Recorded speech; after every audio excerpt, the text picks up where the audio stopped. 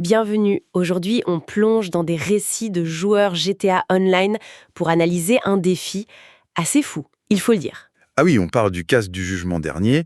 Déjà, pas une mince affaire. Exactement. Mais là, en mode difficile et surtout avec une contrainte maison qui change absolument tout. L'idée, c'est de voir comment ça transforme l'expérience. Tout à fait. Ce qui est intéressant, c'est pas juste la difficulté ajoutée, parce que, bon, ce casse est déjà connu pour être exigeant, C'est le moins qu'on puisse dire. voilà.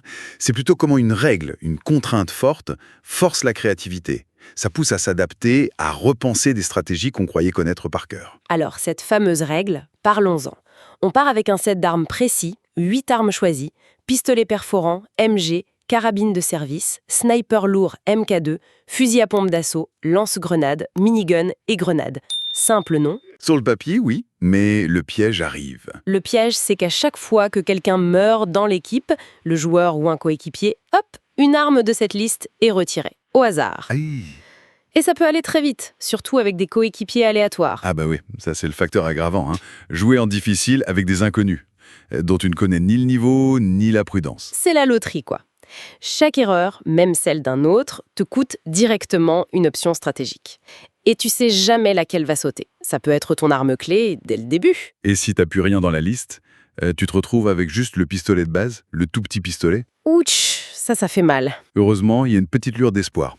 La règle de rédemption. Si l'équipe réussit une mission de préparation du premier coup, sans aucune mort. Ah, la mission parfaite. C'est ça, ça permet de récupérer une arme perdue. C'est une chance, mais ça demande. La perfection, justement. Ce qui est loin d'être gagné dans ces conditions. Avec des randoms. Et en difficile, la pression doit être énorme. Et on le voit dès le début du récit. Les premières missions, c'est compliqué. Des erreurs bêtes de coéquipiers, des morts rapides. Classique, malheureusement. Conséquence, perte quasi immédiate du fusil à pompe d'assaut. À 2, la puissance de feu rapprochée.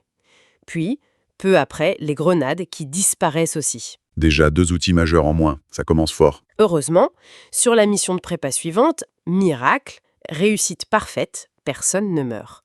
Et hop, récupération des grenades grâce à la règle de rédemption. Ouf, un petit répit.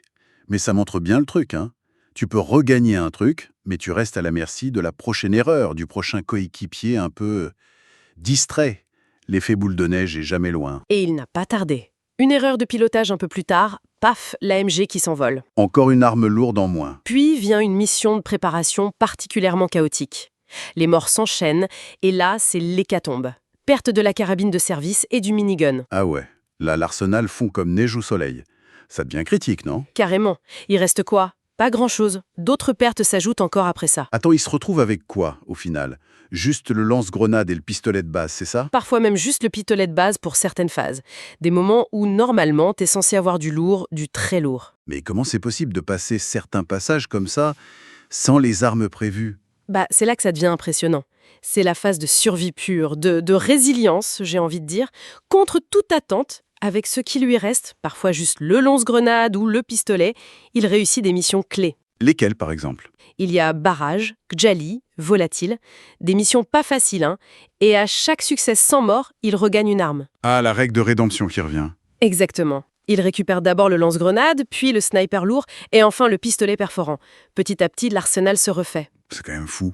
Ça demande une adaptabilité incroyable. Savoir utiliser le peu qu'il te reste, compensé par le placement, la tactique.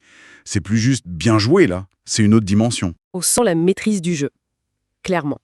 Et puis on arrive vers la fin. L'arsenal est un peu miossé. AP pistole, sniper lourd, lance-grenade. On se dit, ça y est, peut-être. Mais il y a un mais, je sens. Il y a un énorme mais. Pour la phase finale, le jeu l'associe à un coéquipier, visiblement débutant, ou en tout cas complètement dépassé par la difficulté. Oh non, pas à ce moment-là. Et si. Et là, c'est le drame.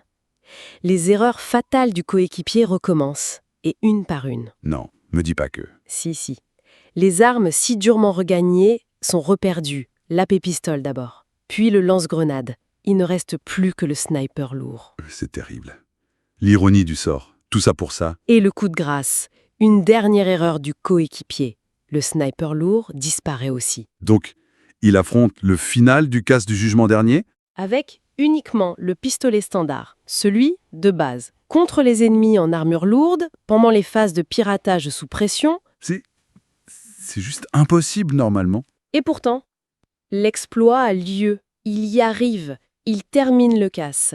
Il élimine les cibles. Survie, pirate. Tout ça avec le petit pistolet. Chapeau. Franchement, chapeau. Ça illustre parfaitement ce qu'on disait au début. Oui, comment une contrainte qui semble absurde Peut complètement redéfinir une expérience qu'on pense connaître. Ça ne fait pas qu'augmenter la difficulté. Ça force à utiliser des compétences différentes, à trouver des solutions auxquelles on n'aurait jamais pensé. La nécessité mère de l'invention, quoi. Ça montre que sortir des sentiers battus, même dans un jeu, ça peut vraiment révéler des capacités insoupçonnées.